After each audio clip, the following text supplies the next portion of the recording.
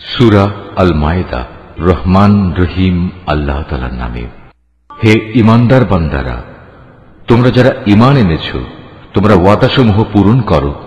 মনে রেখো, তোমাদের জন্য 4 পা বিশিষ্ট পোষা জন্তু হালাল করা হয়েছে, তবে সেসব জন্তু ছাড়া যা বিবরণ সহ একটু পরে তোমাদের পড়ে শোনানো হচ্ছে।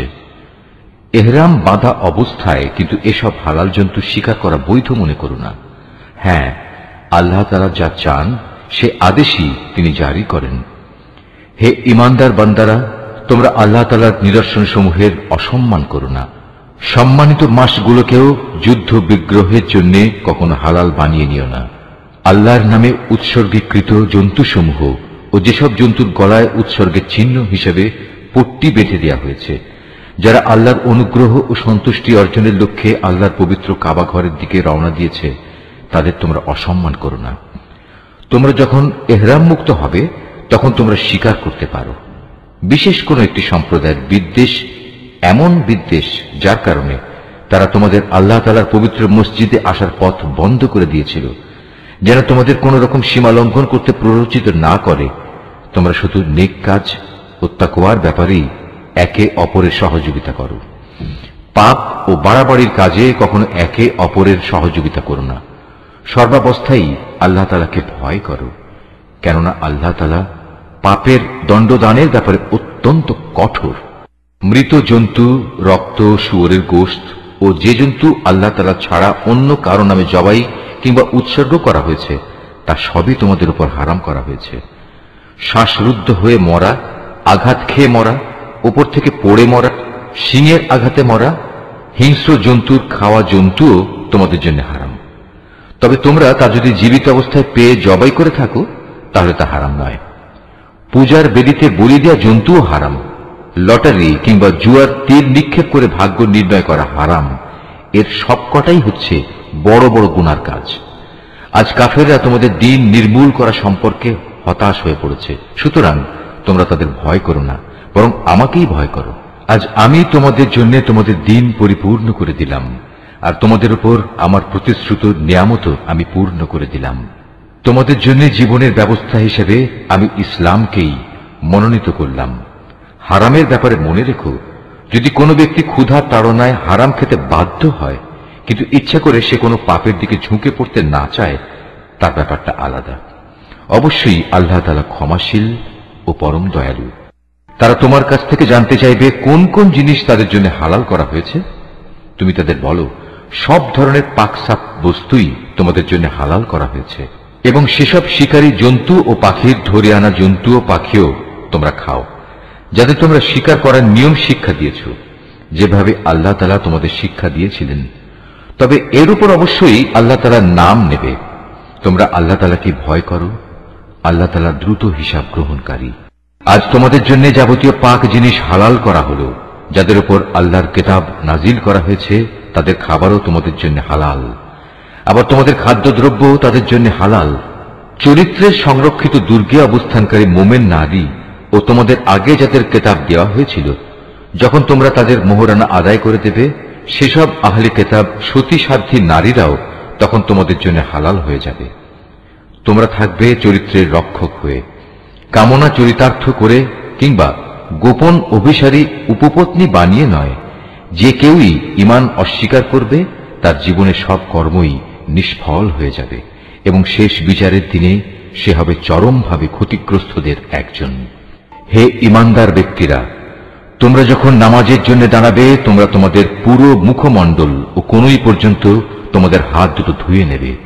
অতঃপর তোমাদের মাথা মাসেহ করবে এবং পা দুটো গোড়ালি পর্যন্ত ধুয়ে নেবে।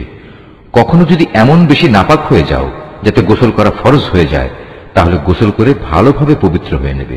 যদি তোমরা অসুস্থ হয়ে পড়ো কিংবা তোমরা যদি সফরে থাকো, অথবা তোমাদের কেউ যদি মলমূত্র ত্যাগ করে আসে, অথবা যদি নারী সম্ভোগ করে থাকো, তাহলে পানি দিয়ে পবিত্রতা অর্জন করো। আর যদি পানি না পাও তাহলে পবিত্র মাটি দিয়ে তায়াম্মুম করে নাও। আর তায়াম্মুমের নিয়ম হচ্ছে সেই পবিত্র মাটি দিয়ে তোমরা তোমাদের মুখমণ্ডল ও হাত মাসেহ করে নেবে। মূলত আল্লাহ তাআলা কখনো পরিষ্কার পরিচ্ছন্নতার ব্যাপারে তোমাদের কষ্ট দিতে চান না, বরং তিনি চান তোমাদের পাক সাফ করে দিতে, এবং এভাবেই তিনি তোমাদের উপর তার নিয়ামতসমূহ পূর্ণ করে দিতে চান, যাতে করে তোমরা তার কৃতজ্ঞতা আদায় করতে পারো। তোমাদের উপর আল্লাহ তাআলার নিয়ামতসমূহ তোমরা স্মরণ করো এবং তোমাদের কাছ থেকে যে পাকা প্রতিশ্রুতি তিনি গ্রহণ করেছিলেন সে কথাও ভুলে যেও না। যখন তোমরা তার সাথে অঙ্গীকার করে বলেছিলে, হে আমাদের মালিক, আমরা তোমার কথা শুনলাম এবং তা মেনে নিলাম। তোমরা আল্লাহ তাআলাকে ভয় করো। অবশ্যই আল্লাহ তাআলা তোমাদের অন্তরে যা কিছু আছে সে সম্পর্কে সম্যক অবগত আছেন। হে ঈমানদার লোকেরা, তোমরা আল্লাহর জন্য সত্য ও ন্যায়ের উপর সাক্ষী হয়ে অবিচলভাবে দাঁড়িয়ে থেকো। মনে রাখবে, বিশেষ কোন সম্প্রদায়ের দুশমনী যেন তোমাদের এমনভাবে প্ররোচিত না করে এর ফলে তোমরা ন্যায় ও ইনসাফের পথ থেকে সরে আসবে। তোমরা ইনসাফ করো, কারণ এই কাজটি আল্লাহ তাআলাকে ভয় করে চলার অধিক নিকটতর। তোমরা আল্লাহ তাআলাকে ভয় করো। অবশ্যই আল্লাহ তাআলা তোমাদের কর্মকাণ্ড সম্পর্কে পূর্ণাঙ্গ ওয়াকিবহাল রয়েছেন। যারা ঈমান আনে এবং নেক কাজ করে, আল্লাহ তাআলা তাদের সবাইকে এই বলে প্রতিশ্রুতি দিয়েছেন যে তাদের জন্য তার কাছে বিশেষ ক্ষমা ও মহা পুরস্কার রয়েছে। অপরদিকে যারা কুফরি করছে এবং আমার আয়াতসমূহকে অস্বীকার করেছে, তারা সবাই হচ্ছে জাহান্নামের অধিবাসী। হে ঈমানদার ব্যক্তিরা, তোমাদের উপর আল্লাহর নিয়ামত স্মরণ করো, যখন একটি জনগোষ্ঠী তোমাদের বিরুদ্ধে হাত উঠাতে উদ্যত হয়েছিল, তখন আল্লাহ তাআলা তাদের সে হাত তোমাদের উপর আক্রমণ করা থেকে সংযত করে দিলেন। অতঃপর তোমরা আল্লাহ তাআলাকে ভয় করো। মোমেনদের তো আল্লাহ তাআলার উপরই ভরসা করা উচিত। আল্লাহ তাআলা বনী ইসরাঈলদের কাছ থেকে আনুগত্যের অঙ্গীকার গ্রহণ করলেন। অতঃপর আমি এ কাজের জন্য তাদের মধ্যে থেকে 12 জন সর্দার নিযুক্ত করলাম। আল্লাহ তাআলা তাদের বললেন, অবশ্যই আমি তোমাদের সাথে আছি। তোমরা যদি নামাজ প্রতিষ্ঠা করো, যাকাত আদায় করো, আমার রাসূলদের উপর ঈমান আনো এবং দ্বীনের কাজে যদি তোমরা তাদের সাহায্য সহযোগিতা করো, সর্বোপরি আল্লাহ তাআলাকে তোমরা যদি উত্তম ঋণ প্রদান করো, তাহলে অবশ্যই আমি তোমাদের গুনাহসমূহ মোচন করে দেব এবং তোমাদের আমি এমন এক জান্নাতে প্রবেশ করাবো যার তলদেশ দিয়ে ঝর্ণাধারা প্রবাহিত হয়। এরপর যদি কোনো ব্যক্তি আল্লাহকে অস্বীকার করে, তাহলে সে সরল পথ থেকে বিচ্যুত হয়ে পড়বে। অতঃপর তাদের সেই অঙ্গীকার ভঙ্গ করার কারণে আমি তাদের উপর অভিশাপ নাজিল করেছি এবং তাদের হৃদয় কঠিন করে দিয়েছি। তাদের চরিত্রই ছিল তারা আল্লাহর কালামকে তার নির্দিষ্ট অর্থ থেকে সরিয়ে নিয়ে বিকৃত করে দিত। হেদায়েতের যা কিছু তাদের শিক্ষা দেয়া হয়েছিল তার অধিকাংশ কথাই তারা ভুলে গেল। প্রতিনিয়ত তুমি তাদের দেখতে পাবে, তাদের সামান্য একটি অংশ ছাড়া অধিকাংশ মানুষই আল্লাহর সাথে বিশ্বাসঘাতকতা করে চলেছে। অতএব তুমি তাদের ক্ষমা করে দাও। যথাসম্ভব তুমি তাদের সংস্রব এড়িয়ে চলো। অবশ্যই আল্লাহ তাআলা কল্যাণকামী মানুষদের ভালোবাসেন। আমি তো তাদের কাছ থেকেও আনুগত্যের অঙ্গীকার গ্রহণ করেছিলাম, যারা বলে আমরা খ্রিস্টান সম্প্রদায়ের লোক। অতঃপর এরাও সে অঙ্গীকার সম্পর্কিত অধিকাংশ কথা ভুলে গেল যা তাদের স্মরণ করানো হয়েছিল। সুতরাং আমিও তাদের পরস্পরের মধ্যে কিয়ামত পর্যন্ত এক স্থায়ী শত্রুতা ও বিদ্বেষের বীজ বপন করে দিলাম। অচিরেই আল্লাহ তাআলা তাদের বলে দেবেন দুনিয়ার জীবনে তারা যা কিছু উদ্ভাবন করত। হে আহলে কিতাবরা, তোমাদের কাছে আমার পক্ষ থেকে রাসূল এসেছে। আগের কিতাবে যা কিছু তোমরা এতদিন গোপন করে রেখেছিলে তার বহু কিছুই সে তোমাদের বলে দিচ্ছে, আবার অনেক কিছু সে এড়িয়েও যাচ্ছে। তোমাদের কাছে এখন তো আল্লাহর পক্ষ থেকে আলোকবর্তিকা এবং সুস্পষ্ট কিতাব এসে হাজির হয়েছে। যে আল্লাহর সন্তুষ্টি লাভ করতে চায়, এই কিতাব দ্বারা আল্লাহ তাআলা তার শান্তি ও নিরাপত্তার পথ বাতলে দেন। অতঃপর তিনি তার অনুমতিক্রমে তাদের জাহেলিয়াতের অন্ধকার থেকে ঈমানের আলোতে বের করে আনেন, আর এভাবেই তাদের তিনি সঠিক পথে পরিচালিত করেন। নিশ্চয়ই তারা কুফরি করেছে যারা বলেছে মারিয়ামের পুত্র মসীহ আল্লাহ। হে মুহাম্মদ, তুমি তাদের বলো, আল্লাহ তাআলা যদি মারিয়াম পুত্র মসীহ, তার মা ও গোটা বিশ্ব চরাচরে যা কিছু আছে সবকিছু ধ্বংস করে দিতে চান, এমন কে আছে যে আল্লাহ তাআলার কাছ থেকে এদের রক্ষা করতে পারে? এই আকাশমালা, ভূমণ্ডল ও এর মধ্যবর্তী স্থানে যা কিছু আছে তার সার্বভৌমত্ব এককভাবে আল্লাহ তাআলার জন্যই নির্দিষ্ট। তিনি যা ইচ্ছা তাই সৃষ্টি করেন। আল্লাহ তাআলা সকল বিষয়ের উপর একক ক্ষমতাবান। ইহুদি ও খ্রিস্টানরা বলে আমরা আল্লাহর সন্তান এবং তার প্রিয় পাত্র, তাদের বলো, তাহলে তিনি কেন তোমাদের গুনাহের জন্য তোমাদের দণ্ড প্রদান করবেন? মূলত তোমরা সবাই হচ্ছ আল্লাহ সৃষ্টি করা কতিপয় মানুষ। আল্লাহ তাআলা তার বান্দাদের যাকে ইচ্ছা ক্ষমা করে দেন, আবার যাকে ইচ্ছা তাকে তিনি শাস্তি প্রদান করেন। আসমান সমূহ ও জমিনের মধ্যবর্তী সবকিছুর একক মালিকানা আল্লাহ তাআলার জন্যই নির্দিষ্ট। সবকিছুকে তার দিকেই ফিরে যেতে হবে। হে আহলে কিতাবরা, রসুলদের আগমন ধারার উপরই আমার পক্ষ থেকে তোমাদের কাছে একজন রসুল এসেছে। সে তোমাদের জন্য আমার কথাগুলো সুস্পষ্টভাবে বর্ণনা করছে, যাতে করে তোমরা বিচারের কাঠগড়ায় দাঁড়িয়ে একথা বলতে না পারো যে কই আমাদের কাছে জান্নাতের সুসংবাদ বহনকারী ও জাহান্নামের সতর্ককারী হিসেবে কেউ তো আগমন করেনি। আজ সত্যি সত্যি তোমাদের কাছে সুসংবাদবাহী ও সতর্ককারী একজন রসুল এসে গেছে। বস্তুত আল্লাহ তাআলা সর্ববিষয়ে শক্তিমান। স্মরণ করো যখন মুসা তার জাতিকে বলেছিল, হে আমার সম্প্রদায়ের লোকেরা, আল্লাহ তাআলা তোমাদের উপর যে নিয়ামত নাজিল করেছেন তা তোমরা স্মরণ করো। যখন তিনি তোমাদের মাঝে বহু নবী পয়দা করেছেন, তিনি তোমাদের এ জমিনের শাসনকর্তা বানিয়েছেন, এছাড়াও তিনি তোমাদের এমন সব নিয়ামত দান করেছেন যা এ বিশ্ব জগতে এর আগে তিনি আর কাউকে দান করেননি। হে আমার জাতি, আল্লাহ তাআলা তোমাদের জন্য যে পবিত্র ভূখণ্ড লিখে রেখেছেন, তোমরা তাতে প্রবেশ করো এবং এ অগ্রাভিযানে কখনো পশ্চাদাপসরণ করো না। তারপরেও তোমরা যদি ফিরে আসো তাহলে ভীষণ ক্ষতিগ্রস্ত হবে। তারা বলল, হে মুসা, আমরা কিভাবে সেই জনপদে প্রবেশ করব? সেখানে তো এক দুর্দণ্ড প্রতাপশালী সম্প্রদায় রয়েছে। তারা সেখান থেকে বেরিয়ে না এলে আমরা কিছুতেই সেখানে প্রবেশ করব না। তারা সেখান থেকে বেরিয়ে এলে আমরা অবশ্যই প্রবেশ করব। যারা আল্লাহ তাআলাকে ভয় করছিল তাদের এমন দুজন লোক, যাদের উপর আল্লাহ তাআলা অনুগ্রহ করেছিলেন, এগিয়ে এসে বলল, তোমরা সদর দরজা দিয়েই তাদের জনপদে প্রবেশ করো, আর একবার সেখানে প্রবেশ করলেই তোমরা বিজয়ী হবে। তোমরা যদি সত্যিকার অর্থে মুমিন হও তাহলে আল্লাহর উপরই ভরসা করো। তারা আরো বলল, হে মুসা, সেই শক্তিশালী লোকেরা যতক্ষণ পর্যন্ত সেখানে থাকবে ততক্ষণ আমরা কোনো অবস্থায় সেখানে প্রবেশ করব না। তুমি বরং যাও, তুমিও তোমার মালিক উভয় মিলে যুদ্ধ করো, আমরা এখানে বসে রইলাম। তাদের কথা শুনে মুসা বলল, হে আমার মালিক, তুমি তো জানো আমার নিজের এবং আমার ভাই ছাড়া আর কারো উপর আমার আধিপত্য চলে না। অতএব আমাদের মাঝে ও এই নাফরমান লোকদের মাঝে তুমি মীমাংসা করে দাও। আল্লাহ তাআলা বললেন, হ্যাঁ, তাই হবে। আগামী 40 বছর পর্যন্ত সে জনপদ তাদের জন্য নিষিদ্ধ করে দেয়া হলো। এ সময়ে তারা উদ্ভ্রান্ত হয়ে পৃথিবীতে এদিক সেদিক ঘুরে বেড়াবে। সুতরাং তুমি এই নাফরমান লোকদের উপর কখনো দুঃখ করো না। হে মুহাম্মদ, তুমি এদের কাছে আদমের 2 পুত্রের গল্পটি যথাযথভাবে শুনিয়ে দাও।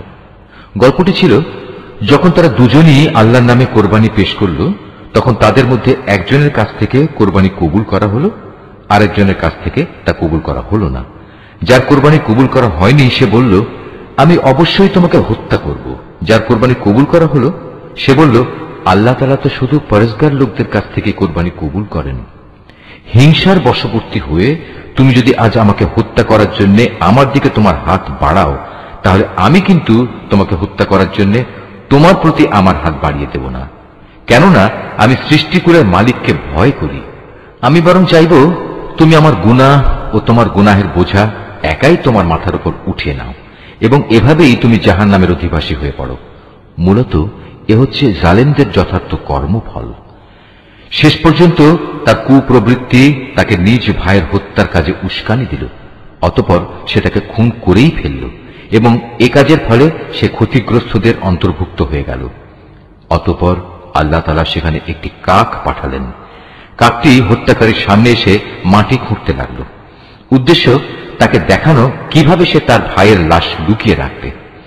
এটা দেখে সে নিজে নিজে বলতে লাগল, হায়, আমি তো এই কাকটির চাইতেও অক্ষম হয়ে পড়েছি। আমি তো আমার ভাইয়ের লাশটাও গোপন করতে পারলাম না। অতঃপর সে সত্যি সত্যি নিজের কৃতকর্মের জন্য অনুতপ্ত হল। পরবর্তীকালে এই ঘটনার কারণে আমি বনী ইসরায়েলদের জন্য এই বিধান জারি করলাম যে কোনো মানুষকে হত্যা করার কিংবা পৃথিবীতে ধ্বংসাত্মক কাজ করার শাস্তি বিধান ছাড়া অন্য কোনো কারণে কেউ যদি কাউকে হত্যা করে, সে যেন গোটা মানব জাতিকেই হত্যা করল। আবার এমনিভাবে যদি কেউ একজনের প্রাণ রক্ষা করে তবে সে যেন গোটা মানব জাতিকেই বাঁচিয়ে দিল। এদের কাছে আমার রসুলরা সুস্পষ্ট নিদর্শন নিয়ে এসেছিল, তারপরেও এদের অধিকাংশ লোক এ জমিনের বুকে সীমা লঙ্ঘনকারী হিসেবেই থেকে গেল। যারা আল্লাহ তাআলা ও তার রসুলের বিরুদ্ধে যুদ্ধ করে এবং আল্লাহর জমিনে বিপর্যয় সৃষ্টি করে, তাদের জন্য নির্দিষ্ট শাস্তি হচ্ছে এই যে তাদের হত্যা করা হবে কিংবা তাদের শূলবিদ্ধ করা হবে, অথবা বিপরীত দিক থেকে তাদের হাত পা কেটে ফেলা হবে কিংবা দেশ থেকে তাদের নির্বাসিত করতে হবে। এই অপমানজনক শাস্তি তাদের দুনিয়ার জীবনের জন্য। তাছাড়া পরকালে তাদের জন্য ভয়াবহ আযাব তো রয়েছেই। তবে এটা তাদের জন্য নয় যাদের উপর তোমাদের আধিপত্য স্থাপিত হবার আগেই তারা তওবা করেছে। তোমরা জেনে রেখো, আল্লাহ তাআলা একান্ত ক্ষমাশীল ও পরম করুণাময়। হে মানুষ, তোমরা যারা ঈমান এনেছ, আল্লাহ তাআলাকে ভয় করো এবং তার দিকে ধাবিত হওয়ার জন্য উপায় খুঁজতে থাকো। তার বিশেষ একটা উপায় হচ্ছে তোমরা আল্লাহর পথে জিহাদ করো, সম্ভবত তোমরা সফলকাম হতে পারবে। আর যারা ঈমান আনতে অস্বীকার করেছে, কিয়ামতের দিন পৃথিবীর সমুদয় ধন দৌলতও যদি তাদের করায়ত্ত থাকে, তার সাথে আরো যদি সমপরিমাণ সম্পদ তাদের কাছে থাকে, এ সম্পদ মুক্তিপণ হিসেবে দিয়েও যদি সে কিয়ামতের দিন জাহান্নামের আযাব থেকে মুক্তি পেতে চায়, তাও সম্ভব হবে না। তার কাছ থেকে এর কিছুই সেদিন গ্রহণ করা হবে না। তাদের জন্য সেদিন কঠোর আযাব নির্ধারিত থাকবে। তারা সেদিন দোজখের আযাব থেকে বেরিয়ে আসতে চাইবে, কিন্তু কোনো অবস্থায় তারা সেখান থেকে বেরিয়ে আসতে পারবে না। তাদের জন্য স্থায়ী আযাব নির্দিষ্ট হয়ে আছে। পুরুষ ও নারী এদের যে কেউই চুরি করবে, তাদের হাত দুটো কেটে ফেলো। এটা তাদের কর্মফল এবং আল্লাহর পক্ষ থেকে নির্ধারিত দণ্ড। আল্লাহ তাআলা মহা শক্তিশালী ও প্রবল প্রজ্ঞাময়। হ্যাঁ, যে ব্যক্তি এই জঘন্য জুলুম করার পর আল্লাহ তাআলার কাছে তওবা করবে এবং নিজের সংশোধন করে নেবে, অবশ্যই আল্লাহ তাআলা তার তওবা কবুল করবেন। আল্লাহ তাআলা নিঃসন্দেহে বড় ক্ষমাশীল ও দয়াময়। তুমি কি একথা জানো না, এই আকাশমণ্ডলী ও জমিনের একক সার্বভৌমত্ব একমাত্র আল্লাহ তাআলার জন্য? তিনি যাকে ইচ্ছা তাকে শাস্তি দেন, আবার যাকে ইচ্ছা তাকে তিনি মাফ করে দেন। কেননা সবকিছুর উপর তিনিই হচ্ছেন একক ক্ষমতাবান। হে রাসূল, যারা দ্রুত গতিতে কুফরির পথে ধাবিত হচ্ছে, তারা যেন তোমাকে দুঃখ না দেয়। এরা সে দলের লোক যারা মুখে মুখে বলে আমরা ঈমান এনেছি, কিন্তু সত্যিকার অর্থে তাদের অন্তর কখনো ঈমান আনেনি। আর তাদের ব্যাপারও নয় যারা ইহুদি, তারা মিথ্যা কথা শোনার জন্য সদা কান খাড়া করে রাখে এবং তাদের বন্ধু সম্প্রদায়ের যেসব লোক কখনো তোমার কাছে আসেনি, এরা সেই অপর সম্প্রদায়টির জন্যই নিজেদের কান খাড়া করে রাখে। আল্লাহর কিতাবের কথাগুলো আপন জায়গায় বিন্যস্ত থাকার পরেও এরা তা বিকৃত করে বেড়ায় এবং অন্যদের কাছে এরা বলে, হ্যাঁ, যদি এ ধরনের কোনো বিধান তোমাদের দেওয়া হয় তাহলে তোমরা তা গ্রহণ করো, আর সে ধরনের কিছু না দেয়া হলে তোমরা তা থেকে সতর্ক থেকো। আসলে আল্লাহ তাআলা যার পথচ্যুতি চান, তাকে আল্লাহর পাকড়াও থেকে বাঁচানোর জন্য তুমি তো কিছুই করতে পারো না। এরাই হচ্ছে সেসব হতভাগ্য লোক। আল্লাহ তাআলা কখনো যাদের অন্তরগুলোকে পাক সাফ করার ইরাদা পোষণ করেন না, তাদের জন্য পৃথিবীতে যেমনি রয়েছে অপমান ও লাঞ্ছনা, পরকালেও তেমনি তাদের জন্য অপেক্ষা করছে ভয়াবহ আযাব। ইহুদিদের চরিত্র হচ্ছে, এরা যেমন মিথ্যা কথা শুনতে অভ্যস্ত, তেমনি এরা হারাম মাল খেতেও ওস্তাদ। অতএব এরা যদি কখনো কোনো বিচার নিয়ে তোমার কাছে আসে, তাহলে তুমি চাইলে তাদের বিচার করতে পারো কিংবা তাদের উপেক্ষা করো। যদি তুমি তাদের ফিরিয়ে দাও, তাহলে নিশ্চিত থাকো এরা তোমার কোনোই অনিষ্ট করতে পারবে না। তবে যদি তুমি তাদের বিচার ফয়সালা করতে চাও, তাহলে অবশ্যই ন্যায় বিচার করবে। নিঃসন্দেহে আল্লাহ তাআলা ন্যায় বিচারকদের ভালোবাসেন। এসব লোক কিভাবে তোমার কাছে বিচারের ভার নিয়ে হাজির হবে, যখন তাদের নিজেদের কাছেই আল্লাহর পাঠানো তাওরাত মজুদ রয়েছে? তাতেও তো বিচার আচার সংক্রান্ত আল্লাহর বিধান আছে। তুমি যা কিছুই করো না কেন, একটু পরেই তারা তোমার কাছ থেকে মুখ ফিরিয়ে নেবে। এরা আসলে ঈমানদারই নয়। নিঃসন্দেহে আমি মুসার কাছে তাওরাত নাজিল করেছি, তাতে তাদের জন্য পথ নির্দেশ ও আলোকবর্তিকা বর্তমান ছিল। আমার নবীরা যারা আমার বিধানেরই অনুবর্তন করত, ইহুদি জাতিকে এ হেদায়েত মোতাবেকই আইন কানুন প্রদান করত। নবীদের পর তাদের জ্ঞান সাধক ও ধর্মীয় পণ্ডিতরাও এ অনুযায়ী বিচার ফয়সালা করত? কেননা নবীর পর আল্লাহর কিতাব সংরক্ষণ করার দায়িত্ব এদেরই দেয়া হয়েছিল। তারা নিজেরাও ছিল এর প্রত্যক্ষ সাক্ষী।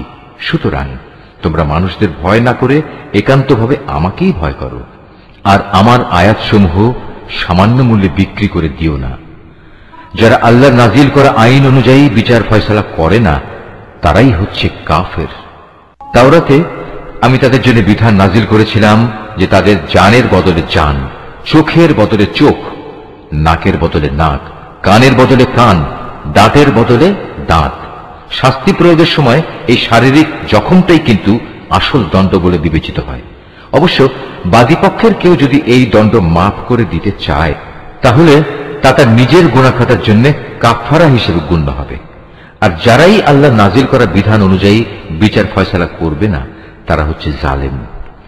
এ ক্রমধারায় অতঃপর আমি মরিয়ম পুত্র ঈসাকে পাঠিয়েছি। সে সময় আগে থেকে তাওরাতে যা কিছু অবশিষ্ট ছিল সে ছিল তার সত্যতা স্বীকারকারী, আর আমি তাকে ইনজিল দান করেছি, তাতে ছিল হেদায়েত ও নূর। তখন তাওরাতে যা কিছু তার কাছে বর্তমান ছিল, ইনজিল কিতাব তার সত্যতা স্বীকার করেছে। তদুপরি তাতে আল্লাহভীরু লোকদের জন্য পথ নির্দেশ ও উপদেশ মজুদ ছিল। ইনজিলের অনুসারীদের উচিত এর ভেতর আল্লাহ তাআলা যা কিছু নাজিল করেছেন তার ভিত্তিতে বিচার ফয়সালা করা। কেননা যারাই আল্লাহর নাজিল করা আইনের ভিত্তিতে বিচার করবে না, তারাই ফাসেক। হে মুহাম্মদ, আমি তোমার প্রতি সত্য দিন সহ এ কিতাব নাজিল করেছি। আগের কিতাবসমূহের যা কিছু অবিকৃত অবস্থায় তার সামনে মজুদ রয়েছে, এ কিতাব তার সত্যতা স্বীকার করে। শুধু তাই নয়, এ কিতাব সেসব বিধানের হেফাজতকারীও বটে। সুতরাং আল্লাহ তাআলা যেসব বিধি বিধান নাজিল করেছেন তার ভিত্তিতেই তুমি বিচার ফয়সালা করো।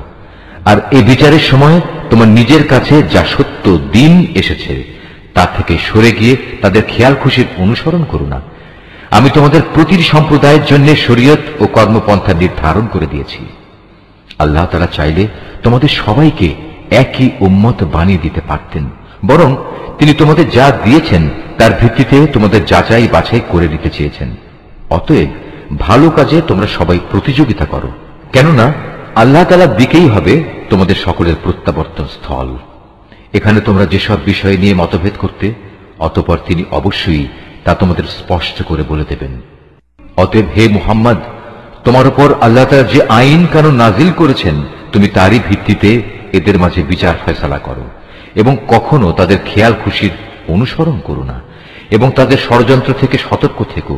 যা কিছু আল্লাহ তাআলা তোমার উপর নাজিল করেছেন তার কোনো কোনো বিষয়ে যেন তারা কখনো তোমাকে ফিতনায় না ফেলতে পারে।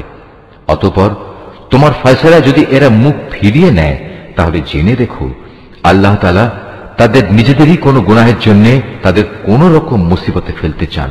কেননা মানুষের মাঝে অধিকাংশই হচ্ছে অবাধ্য। তবে কি তারা পুনরায় জাহেলিয়াতের বিচার ব্যবস্থা তালাশ করছে? অথচ যারা আল্লাহতে বিশ্বাস করে তাদের কাছে আল্লাহ তাআলার চাইতে উত্তম বিচারক আর কে হতে পারে? হে ঈমানদার লোকেরা, তোমরা কখনো ইহুদি খ্রিস্টানদের নিজেদের বন্ধু হিসেবে গ্রহণ করো না, কেননা এরা নিজেরা সব সময় একে অপরের বন্ধু। তোমাদের মধ্যে কেউ যদি কখনো এদের কাউকে বন্ধু বানিয়ে নেয়, তাহলে সে তাদেরই দলভুক্ত হয়ে যাবে। আর আল্লাহ তাআলা কখনো জালেম সম্প্রদায়কে হেদায়েত দান করেন না। অতঃপর যাদের অন্তরে মুনাফিকের ব্যাধি রয়েছে তাদের তুমি দেখবে তারা বিশেষ তৎপরতার সাথে এই বলে তাদের সাথে মিলিত হচ্ছে যে আমাদের আশঙ্কা হচ্ছে কোনো বিপর্যয় এসে আমাদের উপর আপতিত হবে। পরে হয়তো আল্লাহ তাআলা তোমাদের কাছে বিজয় নিয়ে আসবেন, কিংবা তার কাছ থেকে অন্য কিছু অনুগ্রহ তিনি দান করবেন। তখন তা দেখে এই লোকেরা নিজেদের মনের ভেতর যে কপটতা লুকিয়ে রেখেছিল তার জন্য ভীষণ অনুতপ্ত হবে। তখন ঈমানদার লোকেরা বলবে, এরাই কি ছিল সেসব মানুষ যারা আল্লাহ তাআলার নামে বড় বড় শপথ করত যে তারা অবশ্যই তোমাদের সঙ্গে আছে? এই আচরণের ফলে তাদের কার্যকলাপই বিনষ্ট হয়ে গেল, ফলে তারা ভীষণভাবে ক্ষতিগ্রস্ত হয়ে পড়ল। হে মানুষ, তোমরা যারা আল্লাহর উপর ঈমান এনেছ, তোমাদের মধ্যে কোন লোক যদি নিজের দিন ইসলাম থেকে মুরতাদ হয়ে ফিরে আসে, তাতে আল্লাহ তাআলার কোনো ক্ষতি নেই। তবে আল্লাহ তাআলা অচিরেই এমন এক সম্প্রদায়ের উত্থান ঘটাবেন যাদের তিনি ভালোবাসবেন, তারাও তাকে ভালোবাসবে। তারা হবে মোমেনদের প্রতি কোমল ও কাফেরদের প্রতি কঠোর। তারা আল্লাহর পথে সংগ্রাম করবে, কোন নিন্দুকের নিন্দার পরোয়া তারা করবে না। মূলত এ হচ্ছে আল্লাহর একটি অনুগ্রহ, যাকে চান তাকেই তিনি তা দান করেন। আল্লাহ তাআলা প্রাচুর্যময় ও প্রজ্ঞার আধার। তোমাদের একমাত্র পৃষ্ঠপোষক হচ্ছেন আল্লাহ তাআলা, তার রাসূল এবং সেসব ঈমানদার লোকেরা যারা নামাজ প্রতিষ্ঠা করে, যাকাত আদায় করে, সর্বোপরি আল্লাহ তাআলার সামনে যারা সদা অবনমিত থাকে। আর যে ব্যক্তি আল্লাহ তাআলা, তার রাসূল ও ঈমানদারদের নিজের বন্ধুরূপে গ্রহণ করবে, তারা যেন জেনে রাখে কেবলমাত্র আল্লাহ তাআলার দলটিই বিজয়ী হবে। হে ঈমানদার লোকেরা, তোমাদের আগে যাদের আল্লাহ তাআলার কিতাব দেওয়া হয়েছিল, তাদের মধ্যে যারা তোমাদের দিনকে বিদ্রূপ ও খেল তামাশার বস্তুতে পরিণত করে রেখেছে, তাদের এবং কাফেরদের কখনো তোমরা নিজেদের বন্ধু বানিও না। যদি তোমরা সত্যিকার অর্থে মোমেন হয়ে থাকো, তাহলে একমাত্র আল্লাহ তাআলাকেই বন্ধু বানাও এবং তাকেই ভয় করো। যখন তোমরা মানুষদের নামাজের জন্য ডাকো, তখন এই ডাককে এরা হাসি তামাশা ও খেলার বস্তু বানিয়ে দেয়। এরা হচ্ছে এমন এক সম্প্রদায় যারা হক বাতিলের কিছুই বোঝে না। হে রাসূল, তুমি এদের বলো, তোমরা যে আমাদের কাছ থেকে প্রতিশোধ নিচ্ছ, তার কারণ এই যে আমরা আল্লাহর উপর ঈমান এনেছি এবং আমাদের উপর আগে ও বর্তমানে যা কিছু নাজিল করা হয়েছে তার উপর বিশ্বাস স্থাপন করেছি। আসলে তোমাদের অধিকাংশ মানুষই হচ্ছে গুনাহগার। হে রাসূল, তুমি বলো, আমি কি তোমাদের বলে দেব আল্লাহর কাছ থেকে সবচাইতে নিকৃষ্ট পুরস্কার কে পাবে?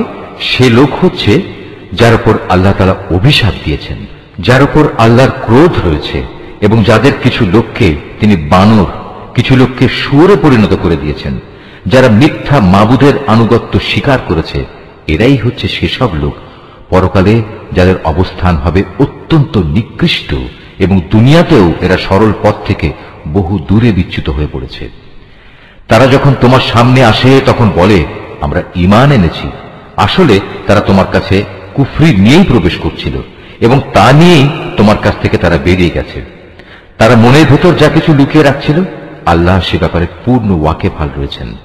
তাদের অনেককেই তুমি দেখতে পাবে গুনাহ করা, আল্লাহর সাথে বিদ্রোহ ও হারাম মাল ভোগ করার কাজে এরা একে অপরের সাথে প্রতিযোগিতা করে চলেছে। এরা যা কিছু করে মূলত তা বড়ই নিকৃষ্ট কাজ। কত ভালো হতো এদের ধর্মীয় নেতা ও পণ্ডিত ব্যক্তিরা যদি এদের এসব পাপের কথা ও হারাম মাল ভোগ করা থেকে বিরত রাখত, কারণ এরা যা কিছু সংগ্রহ করছে তা বড়ই জঘন্য। ইহুদিরা বলে, আল্লাহর দানের হাত পা বাঁধা পড়ে গেছে। আসলে তাদের নিজেদের হাতই বাঁধা পড়ে গেছে। আর তারা যা কিছু বলেছে সে কারণে তাদের উপর আল্লাহ তাআলার অভিশাপ নাজিল করা হয়েছে। আল্লাহর তো দুনিয়া আখিরাতের উভয় হাতই মুক্ত। যেভাবে তিনি চান সেভাবেই তিনি দান করেন। প্রকৃত ঘটনা হচ্ছে, তোমার মালিকের পক্ষ থেকে যা কিছু তোমার উপর নাজিল করা হয়েছে তা তাদের অনেকেরই সীমা লঙ্ঘন ও কুফরি বাড়িয়ে দিয়েছে। এই আচরণের ফলে আমি তাদের মাঝে কিয়ামত পর্যন্ত একটা শত্রুতা ও পরস্পর বিদ্বেষ সঞ্চার করে দিয়েছি। যখনই তারা যুদ্ধের আগুন জ্বালিয়ে দিতে চেয়েছে, আল্লাহ তাআলা তখনই তা নিভিয়ে দিয়েছেন। তারা বারবার এই জমিনে বিপর্যয় সৃষ্টির প্রয়াস পেয়েছে। আসলে আল্লাহ তাআলা বিপর্যয় সৃষ্টিকারীদের মোটেই ভালোবাসেন না। যদি আহলে কিতাবরা ঈমান আনত এবং আল্লাহকে ভয় করত, তবে অবশ্যই আমি তাদের গুনাহ খাতা মুছে দিতাম এবং তাদের আমি নিয়ামতে পরিপূর্ণ জান্নাতে প্রবেশ করাতাম। যদি তারা তাওরাত ও ইনজিল তথা তার বিধান প্রতিষ্ঠা করত, আর যা তাদের উপর তাদের মালিকের কাছ থেকে নাজিল করা হয়েছে তার উপর প্রতিষ্ঠিত থাকত, তাহলে তারা রিজিক পেত তাদের মাথার উপরের আসমান থেকে ও তাদের পায়ের নিচের জমিন থেকে। তাদের মধ্যে অবশ্য একদল ন্যায় ও মধ্যপন্থী লোক রয়েছে, তবে তাদের অধিকাংশই হচ্ছে এমন যাদের কর্মফল খুবই নিকৃষ্ট। হে রাসূল, যা কিছু তোমার উপর নাজিল করা হয়েছে তা তুমি অন্যের কাছে পৌঁছে দাও। যদি তুমি তা না করো, তাহলে তুমি তো মানুষদের কাছে তার বার্তা পৌঁছে দিলে না। আল্লাহ তাআলা তোমাকে মানুষের অনিষ্ট থেকে বাঁচিয়ে রাখবেন। নিশ্চয়ই আল্লাহ তাআলা কখনো কোনো অবাধ্য জাতিকে পথ প্রদর্শন করেন না। তুমি তাদের বলো, হে আহলে কিতাবরা, যতক্ষণ পর্যন্ত তোমরা তাওরাত, ইনজিল ও তোমাদের প্রতি তোমাদের মালিকের পক্ষ থেকে যা নাজিল করা হয়েছে তা প্রতিষ্ঠিত না করবে, ততক্ষণ পর্যন্ত মনে করতে হবে তোমরা কোনো কিছুর উপরই প্রতিষ্ঠিত নেই। তোমার মালিকের কাছ থেকে যা কিছু তোমার প্রতি নাজিল করা হয়েছে তা তাদের অনেকেরই সীমা লঙ্ঘন ও কুফরি বাড়িয়ে দেবে। সুতরাং তুমি এই কাফের সম্প্রদায়ের জন্য মোটেই আফসোস করো না। নিশ্চয়ই ইহুদি, সাবেই, খ্রিস্টান যে কেউই এক আল্লাহ তাআলা ও শেষ বিচার দিনের উপর ঈমান আনবে এবং সৎকর্ম করবে তাদের কোনো ভয় নেই, পরকালেও তাদের কোনো দুশ্চিন্তাগ্রস্ত হতে হবে না। বনী ইসরাইলের কাছ থেকে আমি আনুগত্যের অঙ্গীকার আদায় করে নিয়েছিলাম এবং সে মোতাবেক আমি তাদের কাছে রসুলদের প্রেরণ করেছিলাম। কিন্তু যখনই কোন রসুল তাদের কাছে এমন কোন বিধান নিয়ে হাজির হয়েছে যা তাদের পছন্দসই ছিল না, তখনই তারা এই রসুলদের একদলকে মিথ্যাবাদী বলেছে, আরেক দলকে তারা হত্যা করেছে। তারা ধরে নিয়েছিল এত কিছু করা সত্ত্বেও তাদের উপর কোনো বিপর্যয় আসবে না, তাই তারা সত্য গ্রহণ করার ব্যাপারে অন্ধ ও বধির হয়ে থাকল। তারপরেও আল্লাহ তাআলা তাদের প্রতি ক্ষমা পরবশ হলেন।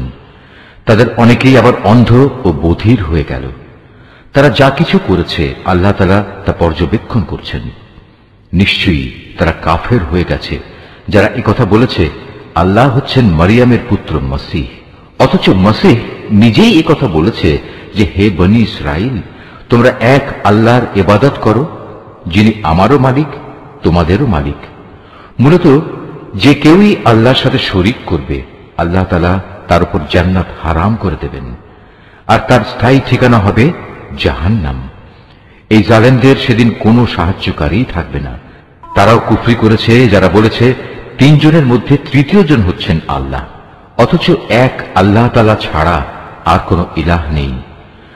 তারা যদি এখনো তাদের এসব অলীক কথাবার্তা থেকে ফিরে না আসে, তবে তাদের মাঝে যারা একথা বলে কুফরি করেছে তাদের অবশ্যই কঠিন যন্ত্রণাদায়ক আযাবে পেয়ে যাবে। তারা কি আল্লাহর কাছে তওবা করবে না? কখনো কি তারা তার কাছে ক্ষমা প্রার্থনা করবে না? আল্লাহ তাআলা বড়ই ক্ষমাশীল ও দয়াময়। মারিয়াম পুত্র মসীহ তো রসুল ছাড়া কিছুই ছিল না। তার আগেও তার মতো অনেক রসুল গত হয়েছে। তার মা ছিল এক সত্যনিষ্ঠ মহিলা। তারা মা ও ছেলে উভয়ই আর দুদষ্টি মানুষের মতো করেই খাবার খেত। তুমি লক্ষ্য করে দেখো আমি কিভাবে আমার আয়াতগুলো খুলে খুলে বর্ণনা করছি। তুমি দেখো কিভাবে তারা সত্য বিমুখ হয়ে যাচ্ছে। তুমি বলো, তোমরা কি আল্লাহকে বাদ দিয়ে এমন কিছুর ইবাদত করছো যা তোমাদের কোনো ক্ষতি কিংবা উপকার কিছুই করার ক্ষমতা নেই? প্রকৃতপক্ষে আল্লাহ তাআলা সব কিছুই শোনেন এবং সব কিছুই জানেন। তুমি বলো, হে আহলে কিতাবরা, তোমরা কখনো নিজেদের দ্বীনের ব্যাপারে অন্যায় বাড়াবাড়ি করো না। মসীহের ব্যাপারে তোমরা সেসব জাতির খেয়াল খুশির অনুসরণ করো না যারা তোমাদের আগেই পথভ্রষ্ট হয়ে গেছে এবং তারা অনেক লোককেই গোমরাহ করে দিয়েছে, আর তারা নিজেরাও সহজ সরল পথ থেকে বিচ্যুত হয়ে গেছে।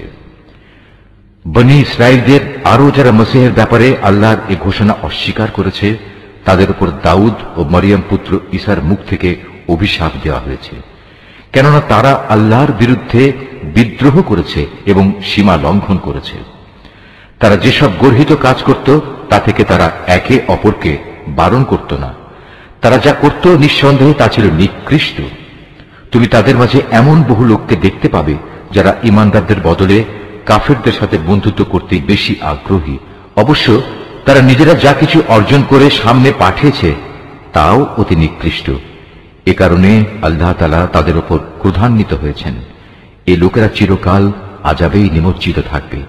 তারা যদি সত্যি আল্লাহ তাআলা, তার নবী ও তার প্রতি যা নাজিল করা হয়েছে তার প্রতি যথাযথ ঈমান আনত, তাহলে এরা কাফেরদের বন্ধু হিসেবে গ্রহণ করত না। কিন্তু তারা তো অধিকাংশই হচ্ছে গুনাহগার। অবশ্যই তোমরা ঈমানদারদের সাথে শত্রুতার ব্যাপারে ইহুদি ও মুশরিকদেরই বেশি কঠোর দেখতে পাবে। অপরদিকে মুমিনদের সাথে বন্ধুত্বের ব্যাপারে তোমরা সেসব লোককে কিছুটা নিকটতর পাবে যারা বলেছে আমরা খ্রিস্টান। এটা এই কারণে যে তখনও তাদের মধ্যে ধর্মীয় পণ্ডিত ব্যক্তি ও সংসার বিরাগী ফকির দরবেশরা মজুদ ছিল, আর এ ব্যক্তিরা সাধারণত অহংকার করে না। রসুলের উপর যা কিছু নাজিল করা হয়েছে তা যখন এরা শোনে তখন সত্য চেনার কারণে তুমি এদের অনেকের চোখকেই দেখতে পাবে অশ্রু সজল। নিবেদিত হয়ে তারা বলে ওঠে, হে আমাদের মালিক, আমরা ঈমান এনেছি, তুমি আমাদের নাম সত্যের সাক্ষ্যদাতাদের দলে লিখে নাও। বিশেষ করে আমরা যখন এই প্রত্যাশা করি যে আমাদের মালিক আমাদের সৎ কর্মশীলদের দলভুক্ত করে দেবেন, তখন আল্লাহ তাআলা ও তার কাছ থেকে আমাদের কাছে যা কিছু সত্য এসেছে তার উপর আমরা ঈমান আনব না কেন? অতঃপর তাদের উক্তির কারণে আল্লাহ তাআলা সন্তুষ্ট হয়ে পরকালে তাদের এমন এক জান্নাত দান করবেন যার তলদেশ দিয়ে অমীয় ঝর্ণাধারা প্রবাহমান থাকবে, সেখানে তারা হবে চিরস্থায়ী। আর এটা হচ্ছে নেককার লোকদের যথার্থ পুরস্কার। অপরদিকে যারা কুফরি করেছে এবং আমার আয়াতগুলো অস্বীকার করেছে, তাকে মিথ্যা প্রতিপন্ন করেছে, তারা সবাই হবে জাহান্নামের অধিবাসী। হে ঈমানদার ব্যক্তিরা, আল্লাহ তাআলা তোমাদের জন্য যে পবিত্র জিনিসগুলো হালাল করে দিয়েছেন, তোমরা সেগুলো নিজেদের জন্য হারাম করে নিও না, আর কখনো হারামের সীমা লঙ্ঘন করো না। অবশ্যই আল্লাহ তাআলা সীমা লঙ্ঘনকারীদের অপছন্দ করেন। আল্লাহ তাআলা তোমাদের যে হালাল ও পবিত্র রিজিক দান করেছেন, তোমরা তা খাও এবং এ ব্যাপারে সে আল্লাহ তাআলার সীমারেখাকে ভয় করো যার উপর তোমরা ঈমান এনেছ। আল্লাহ তাআলা তোমাদের অর্থহীন শপথের জন্য তোমাদের পাকড়াও করবেন না, কিন্তু যে শপথ তোমরা জেনে বুঝে করো তার ব্যাপারে আল্লাহ তাআলা অবশ্যই তোমাদের পাকড়াও করবেন। এবং তার কাফফারা হচ্ছে 10 জন গরীব মিসকিনকে মধ্যম মানের খাবার খাওয়ানো, যা তোমরা সচরাচর নিজেদের পরিবার পরিজনদের খাইয়ে থাকো, কিংবা 10 জন মিসকিনকে পোশাক দান করা, অথবা একজন কৃতদাস মুক্ত করে দেয়া। যে ব্যক্তি এর কোনোটাই পাবে না তার জন্য কাফফারা হচ্ছে 3 দিন রোজা রাখা। শপথ ভাঙলে তোমাদের শপথ ভাঙার এ হচ্ছে কাফফারা। অতএব তোমরা তোমাদের শপথ সমূহ রক্ষা করো। আল্লাহ তাআলা এভাবেই তাঁর আয়াতসমূহ তোমাদের কাছে বিশদভাবে বর্ণনা করেন, যাতে করে তোমরা কৃতজ্ঞতা জ্ঞাপন করতে পারো। হে মানুষ, তোমরা যারা ঈমান এনেছ, তোমরা জেনে রেখো, মদ, জুয়া, পূজার বেদী ও ভাগ্য নির্ণায়ক স্বর হচ্ছে ঘৃণিত শয়তানের কাজ। অতএব তোমরা তা সম্পূর্ণরূপে বর্জন করো। শয়তান এই মদ ও জুয়ার দ্বারা তোমাদের মাঝে শত্রুতা ও বিদ্বেষ সৃষ্টি করে দিতে চায়, এবং এভাবে এ চক্করে ফেলে সে তোমাদের আল্লাহ তাআলা স্মরণ ও নামাজ থেকে দূরে সরিয়ে রাখবে। তোমরা কি এ কাজ থেকে ফিরে আসবে না? তোমরা সর্ববিষয়ে আল্লাহর আনুগত্য করো তার রাসূলের। মদ ও জুয়ার ব্যাপারে সতর্ক থেকো, আর তোমরা যদি রাসূলের নির্দেশনা থেকে মুখ ফিরিয়ে নাও তাহলে জেনে রাখো, আমার রাসূলের দায়িত্ব হচ্ছে সুস্পষ্টভাবে আমার কথাগুলো পৌঁছে দেয়া। যারা ঈমান এনেছে এবং নেক কাজ করেছে, এই নিষেধাজ্ঞা জারির আগে তারা যা কিছু খেয়েছে তার জন্য তাদের উপর কোনোই গুনাহ নেই। হ্যাঁ, ভবিষ্যতে যদি তারা সাবধান থাকে, আল্লাহর উপর ঈমান আনে এবং নেক আমল করে, অতঃপর আল্লাহ তাআলার নিষেধ থেকে তারা সতর্ক থাকে, একইভাবে যতক্ষণ পর্যন্ত তারা ঈমান আনবে ও নেক আমল করবে, সর্বদা আল্লাহকে ভয় করবে ও সততার নীতি অবলম্বন করতে থাকবে, আল্লাহ তাআলা অবশ্যই তাদের ক্ষমা করে দেবেন, কেননা আল্লাহ তাআলা সৎ কর্মশীল মানুষদের ভালোবাসেন। হে ঈমানদার লোকেরা, ইহরাম বাঁধা অবস্থায় আল্লাহ তাআলা অবশ্যই এমন কিছু শিকারের বস্তু দিয়ে তোমাদের পরীক্ষা নেবেন যেগুলো তোমরা সহজেই নিজেদের হাত ও বর্শা দ্বারা ধরতে পারো। এর উদ্দেশ্য হচ্ছে যেন আল্লাহ তাআলা একথা ভালো করে জেনে নিতে পারেন যে কে তাকে না দেখে ভয় করে। সুতরাং এর পরেও যদি কেউ সীমা লঙ্ঘন করে তার জন্য যন্ত্রণাদায়ক আযাব রয়েছে। হে ঈমানদার ব্যক্তিরা, ইহরাম বাঁধা অবস্থায় কখনো শিকার হত্যা করো না। যদি তোমাদের কেউ এ অবস্থায় জেনে বুঝে কোনো শিকারী জন্তু হত্যা করে, তার জন্য এর বিনিময় হচ্ছে সে যে জন্তু হত্যা করেছে তার সমান পর্যায়ে একটি গৃহপালিত জন্তু কোরবানি হিসেবে কাবায় পৌঁছে দেবে, যার ফয়সালা করবে তোমাদের দুজন ন্যায়বান বিচারক ব্যক্তি। কিংবা তার জন্য কাফফারা হবে কয়েকজন গরিব মিসকিনকে খাওয়ানো অথবা সমপরিমাণ রোজা রাখা, যাতে করে সে আপন কৃতকর্মের স্বাদ গ্রহণ করতে সক্ষম হয়। এ নিষেধাজ্ঞা জারির আগে যা কিছু গত হয়ে গেছে আল্লাহ তাআলা তা মাফ করে দিয়েছেন, কিন্তু এরপর যদি কেউ এর পুনরাবৃত্তি করে তাহলে আল্লাহ তাআলা অবশ্যই তার কাছ থেকে প্রতিশোধ নেবেন। আর আল্লাহ তাআলা পরাক্রমশালী ও প্রতিশোধ গ্রহণে প্রবল শক্তিমান। তোমাদের জন্য সমুদ্রের শিকার হালাল করা হয়েছে এবং তার খাবার হচ্ছে তোমাদের জন্য ও সমুদ্রের পর্যটকদের জন্য উৎকৃষ্ট সম্পদ। মনে রাখবে, যতক্ষণ পর্যন্ত তোমরা ইহরাম বাঁধা অবস্থায় থাকবে ততক্ষণ পর্যন্ত শুধু স্থলভাগের শিকারই তোমাদের জন্য হারাম থাকবে। তোমরা ভয় করো আল্লাহ তাআলাকে, যার সমীপে তোমাদের সবাইকে জড়ো করা হবে। আল্লাহ তাআলা খানায়ে কাবাকে সম্মানিত করেছেন মানব জাতির জন্য ভিত্তি হিসেবে। তিনি একে প্রতিষ্ঠা করেছেন। একইভাবে তিনি সম্মানিত করেছেন হজের পবিত্র মাসগুলোকে, কোরবানির জন্তুগুলোকে এবং এ উদ্দেশ্যে বিশেষ পট্টি বাঁধা জন্তুগুলোকে। এসব বিধান এজন্যই দেয়া হয়েছে যাতে করে তোমরা একথা জেনে নিতে পারো যে আকাশমালা ও পৃথিবীর যেখানে যা কিছু আছে আল্লাহ তাআলা তা সবই জানেন, আর নিশ্চয়ই আল্লাহ তাআলা সব বিষয়ে সর্বজ্ঞ। তোমরা জেনে রাখো, আল্লাহ তাআলা শাস্তি দানের ব্যাপারে যেমনি কঠোর, তেমনি পুরস্কারের বেলায় আল্লাহ তাআলা অত্যন্ত ক্ষমাশীল ও পরম দয়ালু। রসুলের দায়িত্ব হেদায়েতের বাণী পৌঁছে দেওয়া ছাড়া আর কিছুই নয়। আর তোমরা যা কিছু প্রকাশ করো, যা কিছু গোপন রাখো, আল্লাহ তাআলা তা সবই জানেন। হে রাসূল, তুমি বলো, পাক এবং নাপাক জিনিস কখনো সমান হতে পারে না। নাপাক জিনিসের প্রাচুর্য যতই তোমাকে চমৎকৃত করুক না কেন। অতএব হে জ্ঞানবান মানুষেরা, তোমরা আল্লাহকে ভয় করো। আশা করা যায় তোমরা সফল কাম হতে পারবে। হে ঈমানদার লোকেরা, আল্লাহর নবীর কাছে এমন সব বিষয় নিয়ে প্রশ্ন করো না যার জবাব প্রকাশ করা হলে তাতে তোমাদেরই কষ্ট হবে। অবশ্য কোরআন নাজিল হবার মুহূর্তে যদি তোমরা সে প্রশ্ন করো তাহলে তা তোমাদের কাছে প্রকাশ করা হবে। এই বিধান জারির আগে যা কিছু হয়ে গেছে তা আল্লাহ তাআলা তোমাদের মাফ করে দিয়েছেন, কেননা আল্লাহ তাআলা পরম ক্ষমাশীল ও ধৈর্যশীল। তোমাদের আগেও কিছু সম্প্রদায় তাদের নবীকে এ ধরনের প্রশ্ন করত, কিন্তু এর পরক্ষণেই তারা তা অমান্য করতে শুরু করল।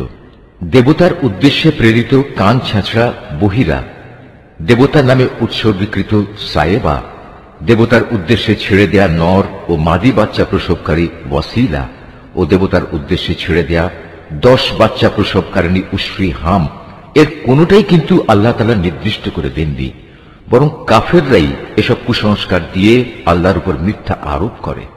আর এদের অধিকাংশ লোক তো সত্য মিথ্যার তফাৎটুকু উপলব্ধি করে না।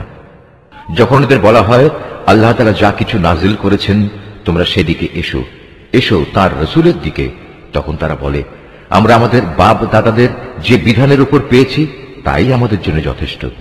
যদিও তাদের বাপ দাদারা সত্য মিথ্যা সম্পর্কে কিছুই জানত না এবং তারা হেদায়েত প্রাপ্তও ছিল না। হে ঈমানদার লোকেরা, তোমাদের নিজেদের দায়িত্ব তোমাদের নিজেদের উপর। অন্য কোনো ব্যক্তি যদি গোমরা হয়ে গিয়ে থাকে তাহলে সে পথভ্রষ্ট ব্যক্তি তোমাদের কোনো ক্ষতি সাধন করতে পারবে না, যতক্ষণ পর্যন্ত তোমরা নিজেরা সঠিক পথের উপর চলতে থাকবে। তোমাদের সবাইকে আল্লাহর দিকেই ফিরে যেতে হবে। অতঃপর আল্লাহ তাআলা তোমাদের সেদিন বলে দেবেন তোমরা কে কি করেছিলে। হে ঈমানদার ব্যক্তিরা, তোমাদের কারো যখন মৃত্যুর সময় এসে উপনীত হয়, ওসিয়ত করার এই মুহূর্তে তোমরা তোমাদের মধ্যে থেকে 2 ন্যায়পরায়ণ মানুষকে সাক্ষী বানিয়ে রাখবে। আর যদি তোমরা প্রবাসে থাকো এবং এ সময় যদি তোমাদের উপর মৃত্যুর বিপদ এসে পড়ে, তখন বাইরের লোকদের মধ্যে থেকে 2 ব্যক্তিকে সাক্ষী বানিয়ে নেবে। পরে যদি এ ব্যাপারে তোমাদের কোনো সন্দেহ দেখা দেয় তাহলে সাক্ষী 2জনকে নামাজের পর আটকে রাখবে। অতঃপর তারা আল্লাহর নামে কসম করে বলবে, আমরা কোনো স্বার্থের খাতিরে এ সাক্ষ্য বিক্রি করব না। এর কোনো পক্ষ আমাদের ঘনিষ্ঠ আত্মীয় হলেও নয়। আমরা আল্লাহর জন্য এ সাক্ষ্য গোপন করব না। আমরা যদি তেমন কিছু করি তাহলে আমরা গুনাহগারদের দলে শামিল হয়ে যাব। পরে যদি একথা প্রকাশ পায় এ বাইরের 2জন সাক্ষী অপরাধে লিপ্ত ছিল, তাহলে আগে যাদের স্বার্থহানি ঘটেছিল তাদের মধ্যে থেকে 2জন সাক্ষী তাদের স্থলাভিষিক্ত হবে। তারা এসে আল্লাহর নামে শপথ করে বলবে, আমাদের সাক্ষ্য অবশ্যই তাদের সাক্ষ্য অপেক্ষা বেশি সত্যভিত্তিক হবে। আমরা সাক্ষ্যের ব্যাপারে সীমা লঙ্ঘন করিনি। আমরা যদি তেমনটি করি তাহলে আমরা জালেমদের দলভুক্ত হয়ে পড়ব। এ পদ্ধতিতে মানুষদের ঠিক মতো সাক্ষ্য দানের অধিকতর সম্ভাবনা আছে। অথবা তারা অন্ততপক্ষে এ ভয় করবে যে তাদের কসম করার পর আবার অন্য কোনো কসম দ্বারা তা বাতিল করে দেয়া হবে। তোমরা আল্লাহ তাআলাকে ভয় করো এবং রসুলের কথা শোনো। আল্লাহ তাআলা কখনো পাপী লোকদের সৎপথে পরিচালিত করেন না। যেদিন আল্লাহ তাআলা সকল রসুলকে একত্রিত করে জিজ্ঞাসা করবেন, তোমাদের দাওয়াতের প্রতি মানুষদের পক্ষ থেকে কিভাবে সাড়া দেওয়া হয়েছিল, তারা বলবে, আমরা তো তার কিছুই জানি না। যাবতীয় অদৃশ্য বিষয় তুমি পরিজ্ঞাত। স্মরণ করো যখন আল্লাহ তাআলা বলবেন, হে মারিয়াম পুত্র ঈসা, আমার সেই নিয়ামতের কথা স্মরণ করো যা আমি তোমাকে ও তোমার মাকে দান করেছিলাম। যখন আমি পবিত্র আত্মা দিয়ে তোমাকে সাহায্য করেছিলাম, তুমি মানুষের সাথে যেমনি দোলনায় থাকতে কথা বলতে, তেমনি বলতে পরিণত বয়সেও। আমি যখন তোমাকে কিতাব, জ্ঞান বিজ্ঞান, তাওরাত ও ইনজিল দান করেছিলাম, তখন তুমি আমারই হুকুমে কাঁচা মাটি দিয়ে পাখি সদৃশ্য আকৃতি বানাতে, অতঃপর তাতে ফুঁ দিতে, আর আমার আদেশক্রমেই তা পাখি হয়ে যেত। আমারই হুকুমে তুমি জন্মান্ধ ও কুষ্ঠ রোগীকে নিরাময় করে দিতে। আমারই আদেশে তুমি মৃতদেহ থেকে জীবন বের করে আনতে। পরে যখন তুমি তাদের কাছে নবুয়তের এসব নিদর্শন নিয়ে পৌঁছলে, তখন তাদের মধ্যে যারা তোমাকে অস্বীকার করেছিল তারা বলল, এই নিদর্শনগুলো জাদু ছাড়ার কিছুই নয়। তখন আমি তোমার কোন অনিষ্ট সাধন থেকে বনী ইসরায়েলদের নিবৃত্ত করে রেখেছিলাম। আরো স্মরণ করো যখন আমি হাওয়ারীদের অন্তরে এই প্রেরণা দিয়েছিলাম যে তোমরা আমার প্রতি ও আমার রসূলের প্রতি ঈমান আনো। তারা বলল, হে মালিক, আমরা তোমার উপর ঈমান আনলাম। তুমি এ কথা সাক্ষ্য থেকো যে আমরা তোমার অনুগত ছিলাম। অতঃপর যখন এই হাওয়ারীদের দল বলল, হে মারিয়াম পুত্র ঈসা, তোমার মালিক কি আসমান থেকে খাবার সজ্জিত একটি টেবিল আমাদের জন্য পাঠাতে পারেন না? ঈসা জবাব দিল, সত্যি যদি তোমরা মোমেন হয়ে থাকো, তাহলে কোন অহেতুক দাবি পেশ করার ব্যাপারে তোমরা আল্লাহ তাআলাকে ভয় করো। তারা বলল, আমরা শুধু এটুকুই চাই যে আল্লাহর পাঠানো সেই টেবিল থেকে কিছু খাবার খেতে, এতে আমাদের মন পরিতৃপ্ত হয়ে যাবে। তাছাড়া এতে করে আমরা এও জানতে পারবো তুমি আমাদের কাছে সঠিক কথা বলেছ। আমরা নিজেরাই সত্যের পক্ষে সাক্ষী হয়ে থাকতে চাই। মারিয়াম পুত্র ঈসা আল্লাহর দরবারে বলল, হে আল্লাহ, হে আমাদের মালিক, তুমি আমাদের জন্য আসমান থেকে খাবার সজ্জিত একটি টেবিল পাঠাও। এ হবে আমাদের জন্য, আমাদের পূর্ববর্তী ও আমাদের পরবর্তীদের জন্য তোমার কাছ থেকে পাঠানো একটি আনন্দ উৎসব। সর্বোপরি এটা হবে তোমার কুদরতের নিদর্শন। তুমি আমাদের রিজিক দাও, কেননা তুমি হচ্ছ উত্তম রিজিক দাতা।